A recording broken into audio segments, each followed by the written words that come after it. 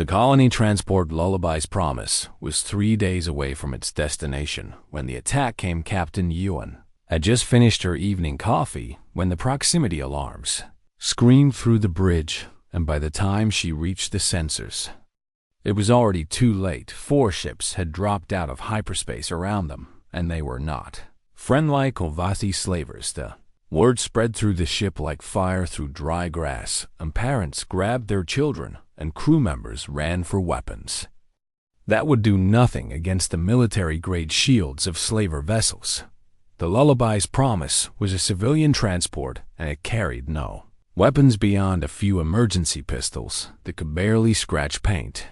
300 colonists were on board, and 47 of them were children. Elena Vasquez was in the gym when the alarm started, and she dropped the weight bar and ran for the door before the first scream echoed through the corridors. She was a Marine gunnery sergeant on leave, and she was traveling home to see her sister's family on New Meridian. Her sister Maria had 3 kids, and Elena had not seen them in 2 years.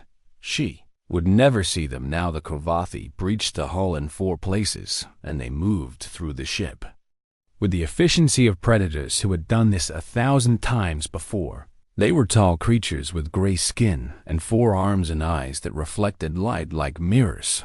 They carried pulse rifles and shock sticks, and they did not speak to the humans at all.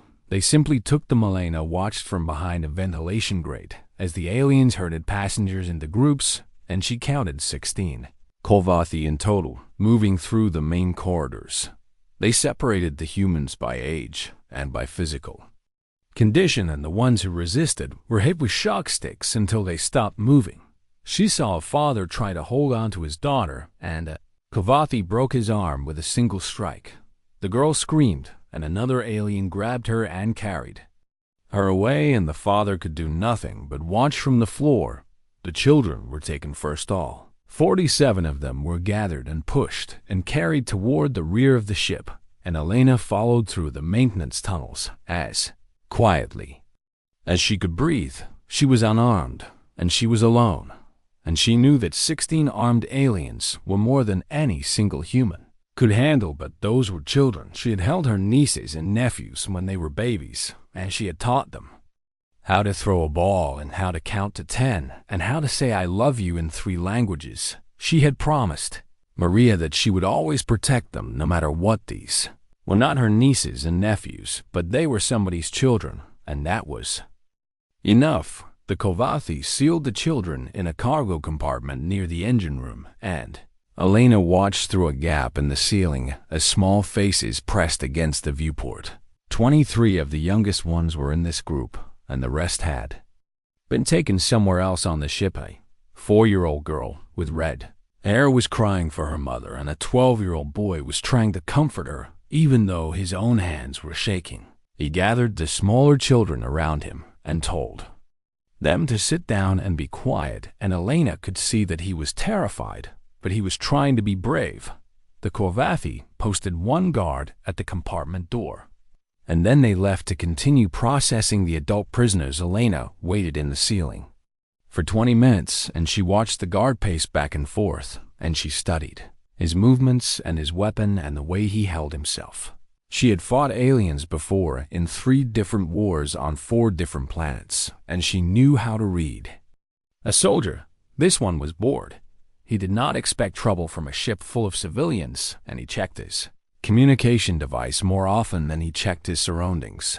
His rifle hung loose on its strap, and his attention wandered to the walls and the floor and everywhere except the maintenance access above his head. Elena dropped on him like a falling star. She wrapped her legs around his neck and twisted with all the strength her body could produce, and she felt something crack beneath her thighs. The Korvathi tried to scream, but no sound came out, and he collapsed to the floor with Elena still attached to him. She took his rifle and his shock stick and his communication device, and she dragged his body into a storage closet. The children had heard the noise, and they were all staring at the viewport with wide eyes when Elena appeared in front of the door.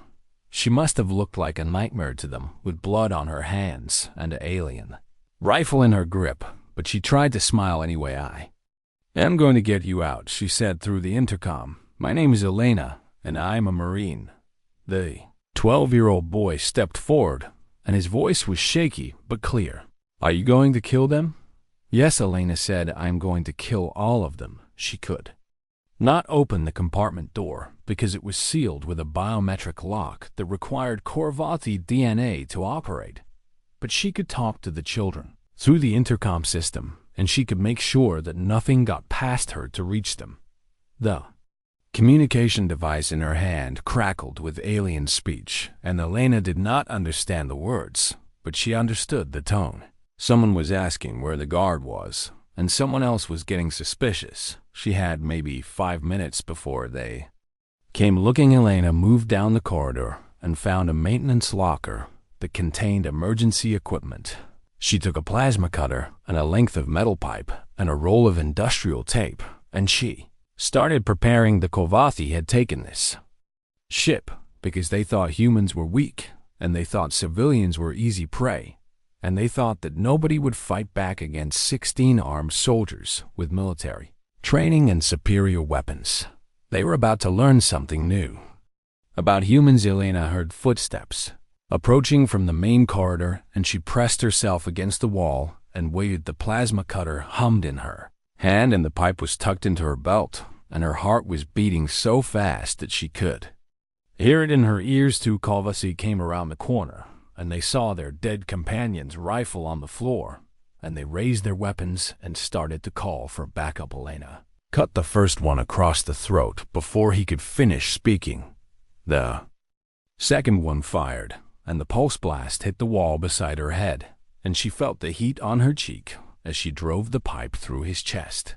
He made a sound like air escaping from a balloon, and then he fell 3 down and 13 to go. The communication device exploded with angry voices, and Elena knew that stealth was no longer possible.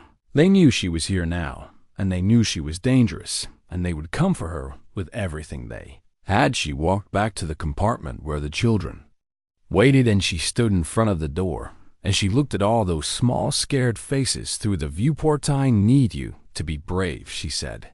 "Can you do that for me?" 23 heads nodded. "Good," Elena said, "because this is going to be a long night." She turned to face the corridor and raised the plasma cutter and waited for the monsters to come behind her. The children were silent and still and watching and hoping, and she could feel their fear like a weight on her shoulders. She was one person against an army, and she had almost no chance of surviving this fight. But those children were going to live. Elena was certain of that. Even if she was certain of nothing else, she would hold this corridor until help came or until her body could not move anymore, and she would make the Korvathi pay for every inch of ground in blood. The first wave came around the corner, and Elena started killing. The night had begun. The first wave was 3 Korvathi soldiers, and Elena killed 2 of them before they could fire a single shot. She had positioned herself at a junction where 2 corridors met, and she knew that the aliens would have to come at her from one direction at a time. The plasma cutter was not a weapon, but it burned through flesh and armor like they were paper, and she used it like a sword. The third Korvathi managed to get a shot off, and the pulse blast caught her in the shoulder and spun her around. She hit the wall hard and felt something crack in her ribs, but she did not stop moving. Her body knew what to do even when her mind was screaming in pain, and she drove the metal pipe through the alien's throat before he could fire again. 4 down. Elena slumped against the wall and pressed her hand to her shoulder and felt blood seeping through her fingers. The wound was bad but not fatal, and she had survived worse in the jungles of Kepler 7, where she had spent 3 weeks hunting insurgents. With a broken leg, she was a Marine, and Marines did not quit. The children were watching her through the viewport, and she could see their faces pale and frightened in the dim light. The 4-year-old girl with red hair was crying again, and the 12-year-old boy was holding her hand and trying to keep her calm. Elena walked to the intercom and pressed the button with a bloody finger. "What is your name?" she asked the boy. "Marcus." He said, "Marcus, I need you to help me keep the little ones calm. Can you do that?" He nodded, and his jaw was tight with fear. but his eyes were steady. "You are hurt, I know," Elena said, "but I'm going to keep fighting anyway." "You know why? Why? Because you were worth it." She turned away from the viewport and started dragging the bodies of the dead Korvathi down the corridor. She needed to clear a space where she could move and fight, and she needed to take their weapons and equipment. The pulse rifles were too big for her hands, but she could use their power cells to overload them. Plasma cutter and create improvised explosives. Elena had learned a lot of things in 15 years of military service, and most of them were about killing. The Thotuan, the Smida, had learned a lot of things in 15 years of military service, and most of them were about killing. The communication device crackled again, and this time she recognized the tone of the voice. On the other end, someone was giving orders and someone else was acknowledging, and she could hear the fear. Underneath the anger, they had expected easy prey, and they had found something else. Entirely good. Let them be afraid. Elena rigged her first trap at the junction where the main corridor split into two branches.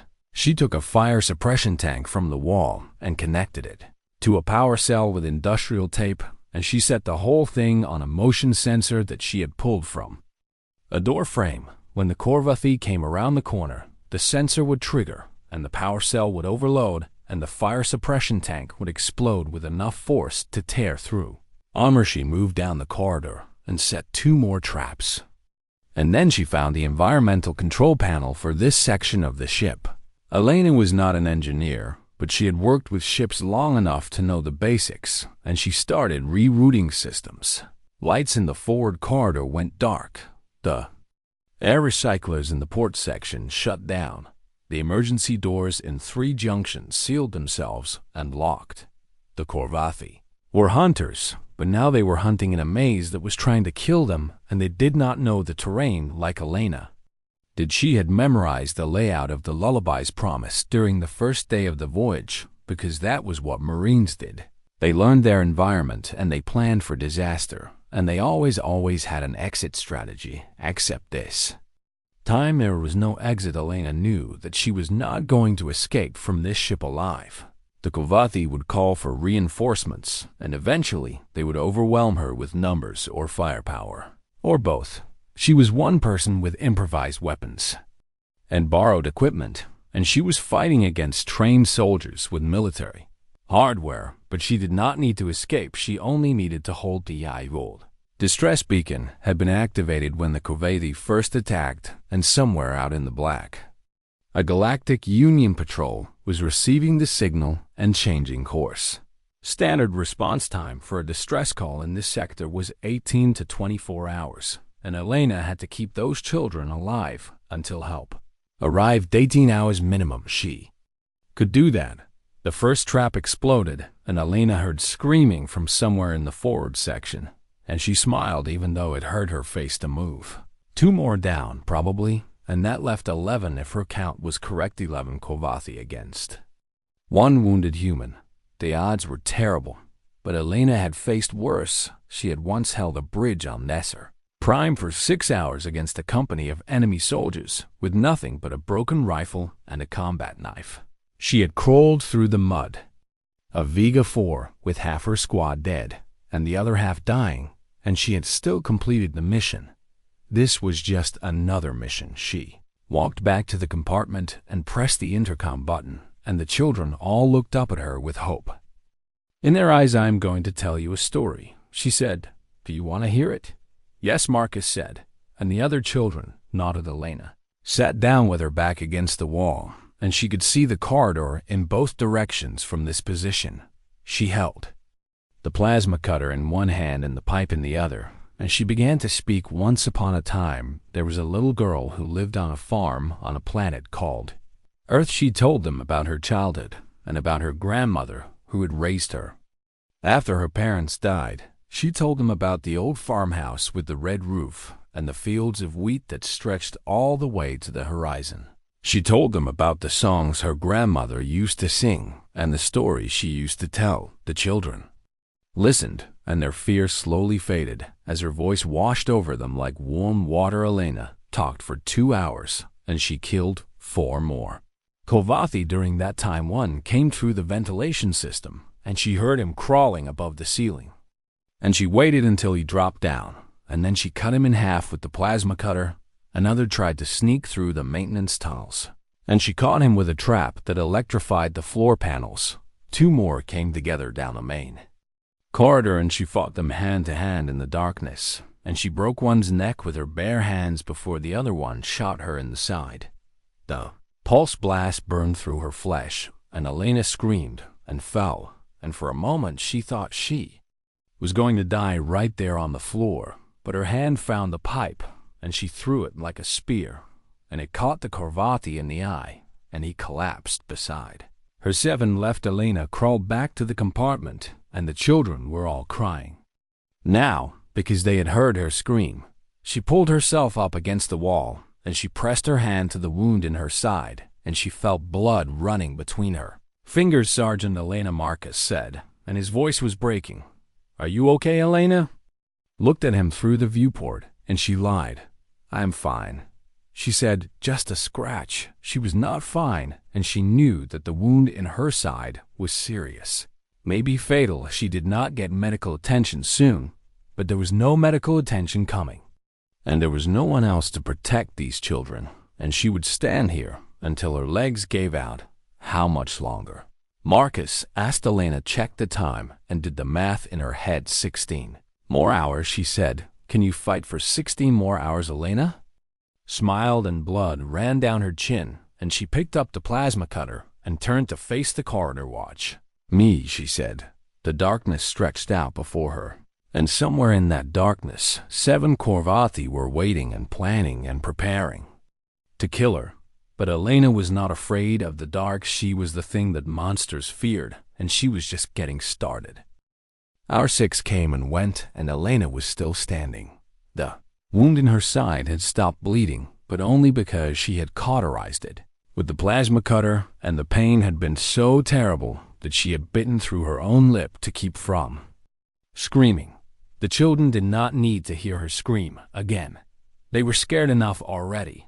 She had killed 2 more Korvathi in the last 4 hours, and that left 5 somewhere on the ship. 5 aliens with military weapons against 1 human who could barely stand straight. Elena leaned against the wall and tried to catch her breath, and every inhale felt like knives in her chest.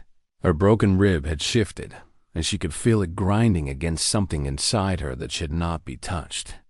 But she did not have time to worry about that. Now the intercom crackled, and Marcus spoke. "Sergeant Elena, the little ones are hungry." Elena closed her eyes and tried to think. There was emergency food stored in compartments throughout the ship, and she had seen one about 50 meters down the corridor. But 50 meters might as well be 50 kilometers when there were enemies hunting you in the dark. "I will get them something," she said. "Wait here." She pushed herself off the wall and started moving down the corridor, and every step was agony. But she kept going anyway. Her grandmother used to say the pain was just weakness leaving the body, and Elena had always thought that was stupid, but she understood it now. Pain was a message from your body telling you to stop, but sometimes you could not stop. She reached the emergency compartment and broke it open with the butt of her pipe, and inside she found water packets and protein bars and emergency blankets. She gathered everything she could carry and started back toward the children. A Korvathi was waiting for her at the junction. He was bigger than the others, and his armor was decorated with symbols that marked him as a leader of some kind. He had a pulse rifle aimed at her chest, and his finger was on the trigger, and he spoke in broken human language. "You kill my soldiers." "Yes," Elena said.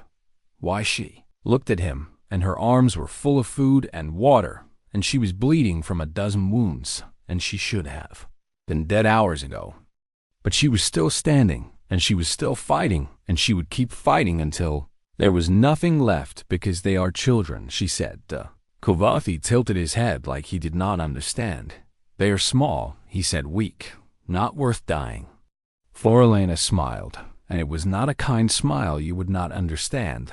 Korvathi raised his rifle, and Elena dropped the supplies and threw herself sideways, and the pulse blast missed her. By centimeters, she hit the ground and rolled and came up. With the plasma cutter in her hand, and she was moving before her brain could tell her to stop. She was faster than she should have been and stronger than she had any right to be. And she felt something burning in her chest. It was not pain. It was rage, and it was love, and it was the memory of every child she had ever held and every promise she had ever made. The plasma cutter caught the Korvathi across the chest and cut through his armor like it was cloth. He screamed and fell back, and Elena was on top of him before he could recover. Her hands found his throat, and she squeezed with everything she had, and she did not stop squeezing until he stopped. Moving 4 left, Elena picked up the supplies and walked back to the compartment, and she distributed the food and water through a small hatch in the door that was meant for emergency ventilation. The children ate and drank, and some of them cried with relief, and Marcus looked at her with something like awe in his eyes. "You are still alive," he said. "I told you," Elena said. "I'm not going anywhere." She sat down in front of the door, and she sang to them while they ate. She sang the songs her grandmother had taught her about stars and rivers and fields of gold. She sang lullabies in 3 languages, and her voice was cracked and broken, but the children listened anyway. The 4-year-old girl with red hair fell asleep, curled up against Marcus, and the other children followed one by one until only Marcus was still awake. He sat by the viewport and watched Elena through the glass, and she watched him back. "What is your name?" he asked. "The rest of it, Maria Vasquez. Where are you from?" "A planet called Earth." "A country called Argentina." "A farm with a red roof do you have?" "Kids know," Elena said. "But I have nieces and nephews. 3 of them. I was going home to see them. What are their names?" "Sofia and Miguel and little Rosario, who is only 2 years old." Marcus was quiet for a moment, and then he said, "Will you see them again?" Elena did not answer because she did not want to lie. The hours passed, and she fought 2 more Korvathi in the darkness, and she killed them both, but the second one caught her with his shock stick before he died. The electricity ran through her body and stopped her heart for 3 seconds, and when she woke up on the floor, she was not sure if she was alive or dead.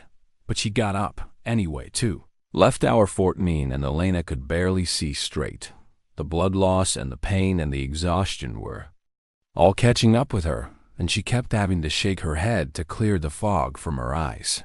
She had not slept in almost 2 days, and her body was screaming at her to rest, but she could not rest. Not yet. She talked to the children through the intercom, and she told them stories about brave knights and clever princesses and heroes who never gave up, no matter how hard things got.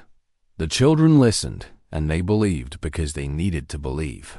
And Elena made her voice strong even when she felt weak. Hour 16. And she heard something that made her heart stop. A voice on the communication device speaking in Galactic Standard. "This is the Galactic Union cruiser Stalwart. We have received your distress signal, and we are en route." "What is your status?" Elena grabbed the device and pressed the transmit button with shaking fingers. "This is Gunnery Sergeant Elena Vasquez of the Earth Marines. The ship has been taken by Korvathi slavers. I have 23 children secured in cargo compartment 7. There are 2 hostiles remaining on board. I need immediate assistance." The voice came back sharp and professional. "Understood, Sergeant. We are 3 hours out. Can you hold 3 hours?" Elena looked at the corridor, and she looked at the compartment, and she looked at the faces of the children sleeping behind the glass. Marcus was awake, and he was watching her, and he had heard everything. "Can you?" she asked. 3 hours, he said. "You can do 3 hours." Elena smiled, and for the first time since the attack began, she felt something like hope. "I can do 3 hours," she said. She stood up and checked her weapons, and the plasma cutter was almost out of power, but the pipe was still solid, and her hands still worked. She had 2 enemies left and 3 hours to kill, and somewhere out in the black, a rescue ship was coming. The last 2 Korvathi attacked together in hour 17, and they almost killed her. 1 came from above, and 1 came from below, and they caught her in a crossfire that tore Through the corridor like a storm, Elena dove and rolled and fought with everything she had left, and the battle was fast and brutal and bloody. She killed the first one with the pipe, through his skull, and the second one shot her twice in the chest. Before she reached him, her hands closed around his throat, and she slammed his head against the wall again and again until he stopped moving. Zero left Elena, slid down the wall, and sat in a pool of blood that was mostly her own, and she pressed her hands to the wounds in her chest, and she felt her heartbeat getting slower and slower. Marcus was at the viewport, and he was crying and pounding on the glass. Sergeant, Elena, get up. Please get up. She looked at him, and she smiled, and there was blood on her teeth. It's okay, she said. They are all dead. You are safe now, but you are hurt. I know the rescue ship is coming in. No, please don't die. Elena reached out and pressed her hand against the glass, and Marcus pressed his hand against the other side, and they stayed like that for a long moment. Tell them, she said. Tell them I tried. You did more than try. Marcus said, you saved us. Yes, Elena said. I did. She closed her eyes and leaned her head back against the wall. Then she thought about her sister and her nieces and nephews and the farm with the red roof. She thought about all the things she would never see and all the words she would never say. But she also thought about 23 children who would grow up to have children of their own. And that was enough. That was everything. Elena kept breathing. She kept her hand pressed against the glass. She kept listening to Marcus talk to her through the intercom, even though she could not respond anymore. She kept holding on because the rescue ship was coming, and she had promised